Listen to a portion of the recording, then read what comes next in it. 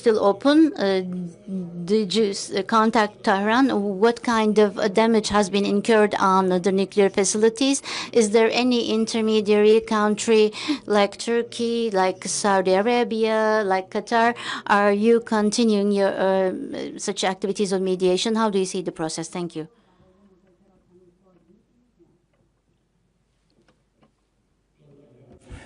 Been in touch with Tehran, of course. I still do not have exact information about the level of damages, but I don't think it matters how much damages have been made.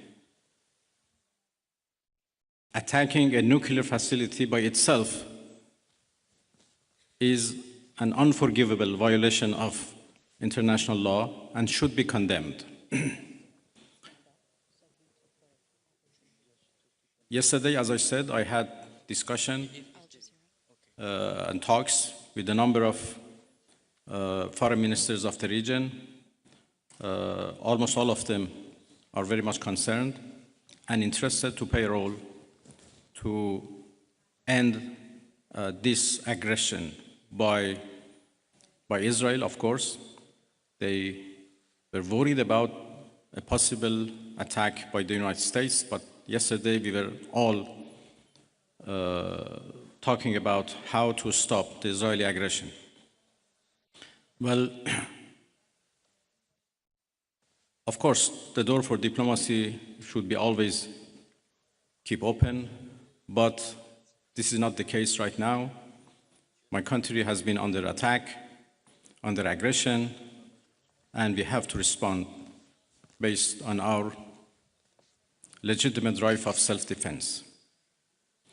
And we will do that as long as needed and necessary. We'd now like to take a question from Al Jazeera.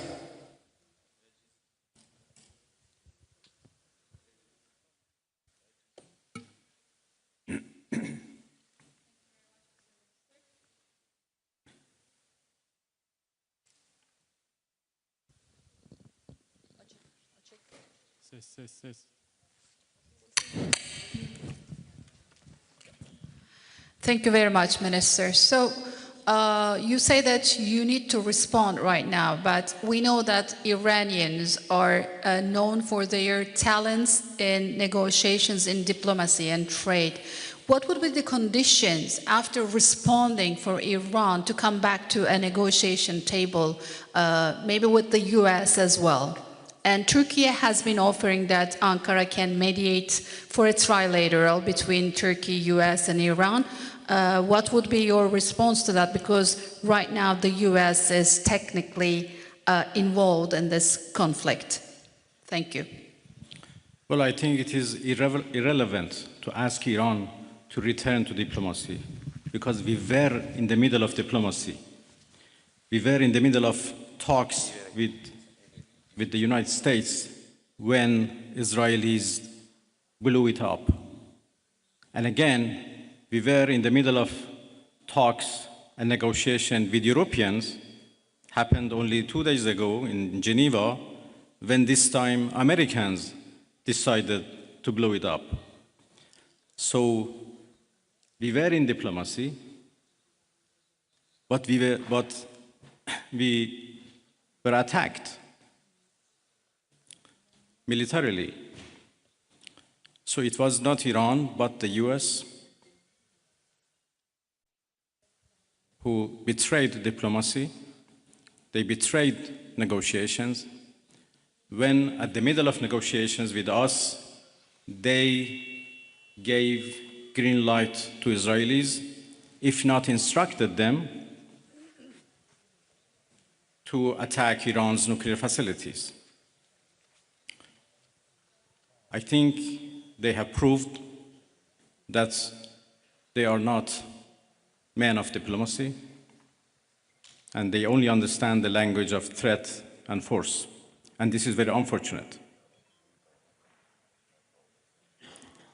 The United States showed that they have no respect to United Nations Charter.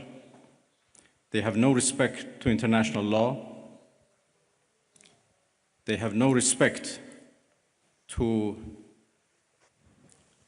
any international law regarding, managing the world and facing challenges of the world. There is no red line that they have not crossed. And the last one, and the most dangerous one, happened only last night, when they crossed a very big red line by attacking nuclear facilities. I don't know how much room is left for diplomacy. We are now calculating the damages. And as I said, the damages are not only for our nuclear facilities. The damages are for the United Nations Charter. It was not only Iran's facilities which was bombed, it was also the United Nations Charter. It was also non-proliferation regime and NPT, which was bombed last night by Americans. And it was the rule of law and international law which was bombed. So now we have to see how much room is left for diplomacy, and we will decide. I'd like to hand over to TRT World.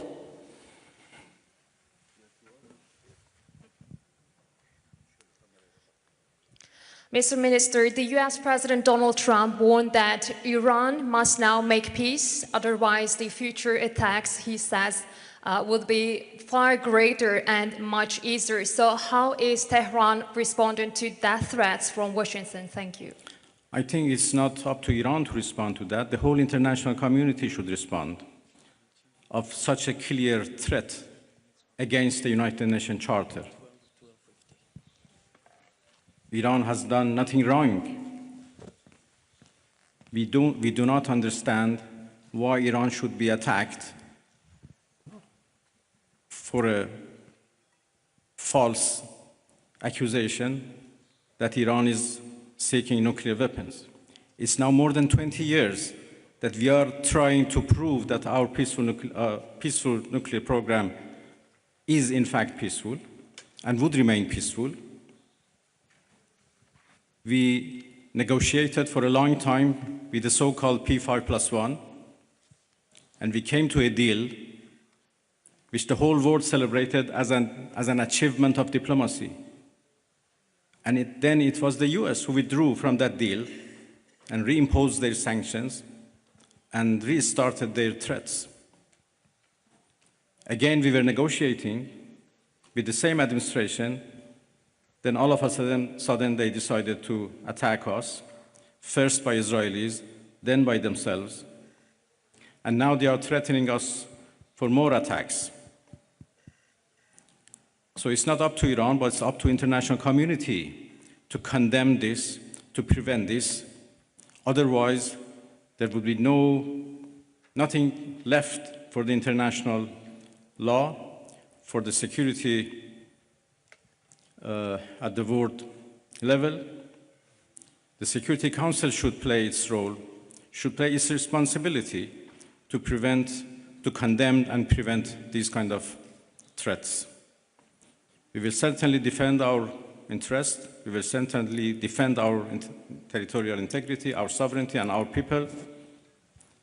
And I'm so glad that our people are now fully understand what injustice they are doing against the Iranian people. They are united and in solidarity with the government, and we stand firm against any aggression. Next, CNN Türk.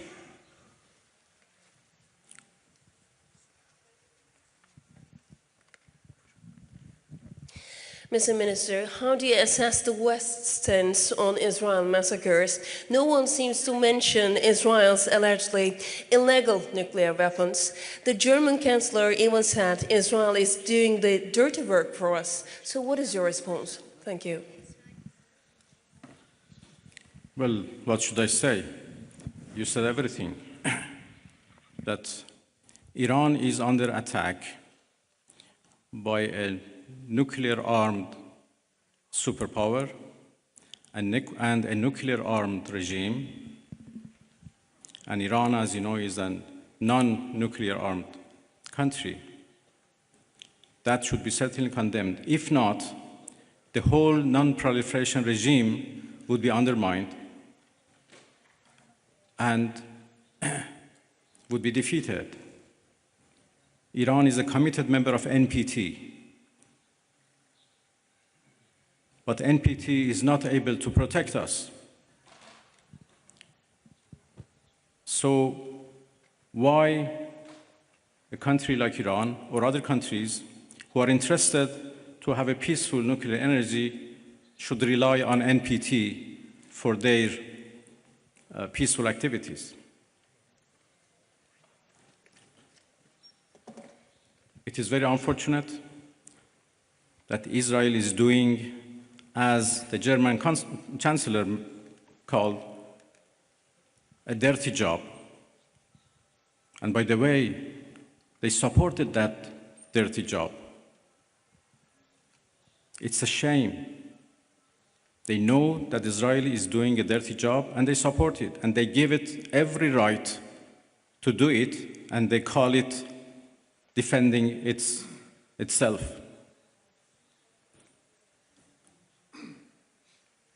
It's really a shame. Pardon?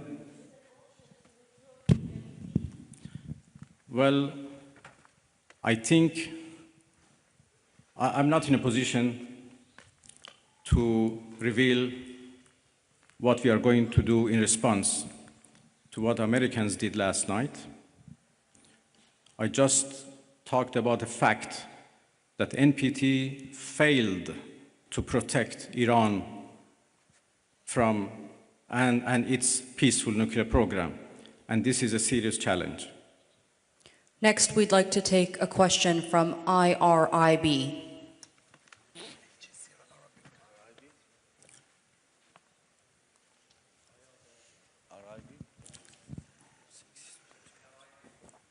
IRIB, if I can get a question from IRIB.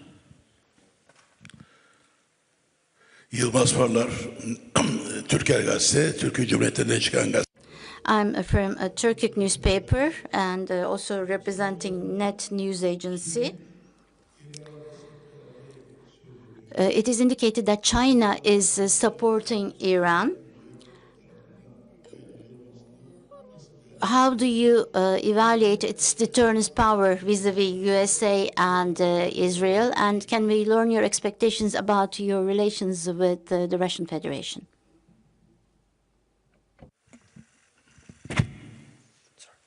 Well, there was a problem with the translation, or I think with the device, it doesn't work properly. I understood the last part of your question.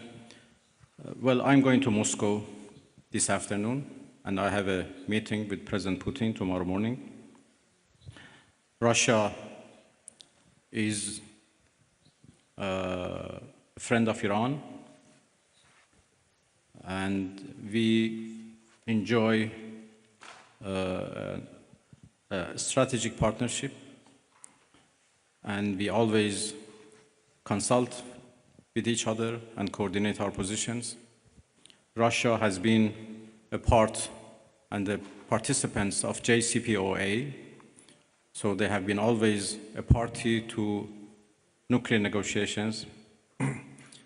And even in the past 2-3 months that we were negotiating with the United States, we always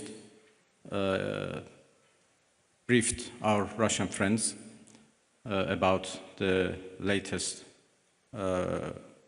about any progress or lack of progress in our talks. Well, I will have serious consultations with the Russian president tomorrow, and we continue to work with each other. Russia is also a permanent member of the Security Council, and we know that they were trying, together with China, to introduce a resolution to the Security Council for the cessation of hostilities. Obviously, now the situation has been changed, and I will have a discussion with them that how it should be proceed. The final question from IRIB, if we can hand over the microphone to the gentleman right there. Thank you.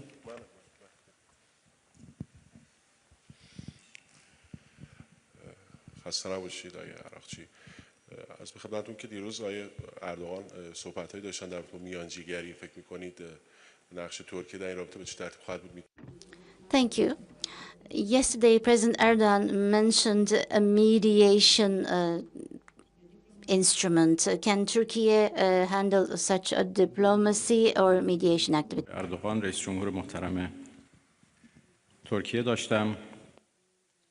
هم ترکیه I had very productive meetings with the President of the Republic of Turkey yesterday, and I also had contacts with some of the countries of the region. Some of the countries of the region, such as Turkey, are indicating that they could be mediating so that the attacks from Israel could stop. I do believe that I'm going to start some actions and discussions about this to prevent this American aggression. Turkey very definitely has condemned the Israeli attacks, and also the countries of the region have also condemned these attacks. Now all the countries of this region and the Islamic countries are condemning the massacres and the killing of Israel. We, as members of the OIC and the foreign ministers, we had a special meeting on the situation in Iran.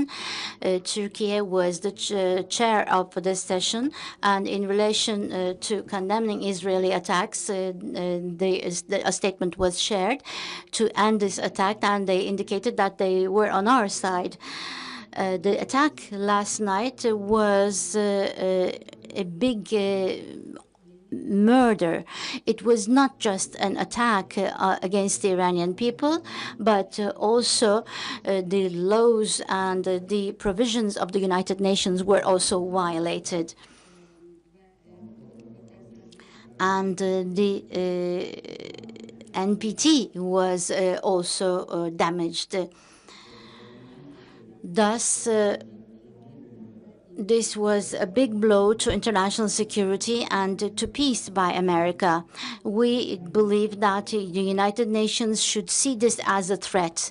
The behavior of America is threatening the world peace, and it is also a serious bottleneck for the international system.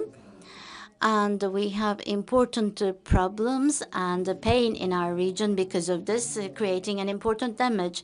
The attack last night showed once again that the Zionist regime of Israel has not actually reached its targets and aims in Iran, and they have been harmed, and they have actually been in a crisis because of the heroic defense of Iran. And vis-a-vis this defense, they have received support from America.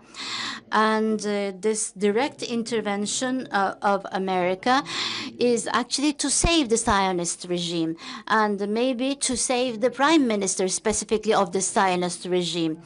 This was the reason why America acted this way, and this shows that the White House is under the influence of this individual called Netanyahu, and this is a shame for the all American citizens.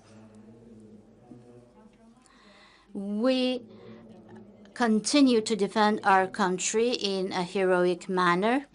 Our armed forces are ready. Our people with high level of self-confidence and with high level of motivation is ready to defend itself.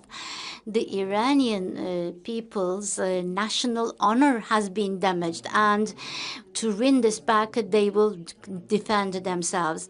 We will never take a step back from our own law, from our honor, from our territory, and from our people. Artürk.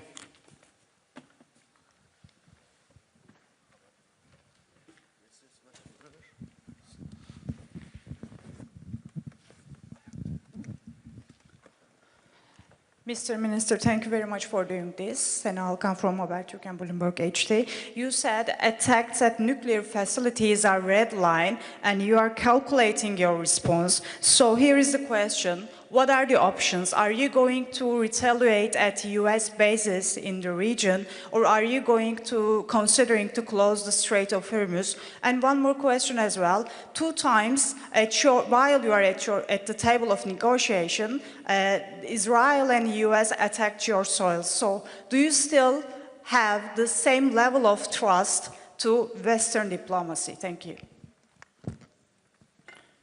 There are a variety of options available to us, and that's it.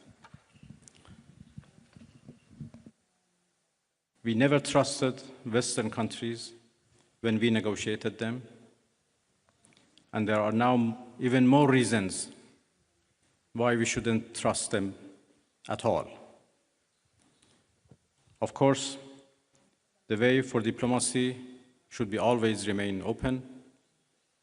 But, as I said, we are not in the situation right now to decide how to engage in diplomacy once again and with whom.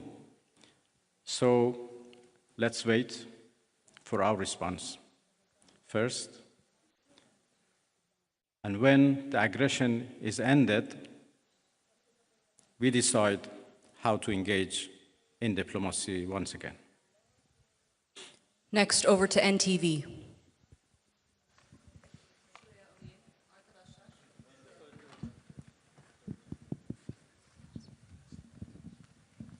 Mr. Minister, thank you. I would like to ask a quick question. You had many dialogues with Mr. Steve Witkoff, the US representative, during the negotiations. Did he call you after the attack? Who you talked with? Did you ever talk with any Western countries or United States? Did they call you? Thank you. Well, my talks with Mr. Witkoff was indirect through the Omani Foreign Minister as intermediator, to whom I'm very grateful. And when the talks were stopped because of the US aggression, we are still receiving messages from Americans through different channels, Oman in particular, and there are also others who are passing the messages of the United States to us. And if needed, we respond to those messages through intermediators. Well, thank you very much, everybody. I think we are done. Yes, we've come to the end of that press briefing. We'd like to thank the Foreign Minister for holding that briefing after the latest developments in his country, Iran, and in the wider Middle